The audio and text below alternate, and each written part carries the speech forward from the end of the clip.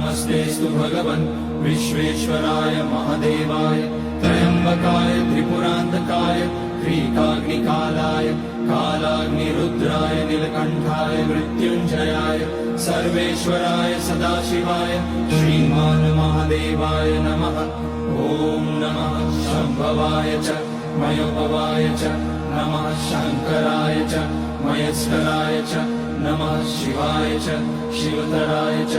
ॐ त्र्यम्बकं यजामहे सुगन्धिं पुष्टिवर्धनम् उर्वारुकमिव बन्धनान् मृत्योर्मुक्ष्यमामृतात्।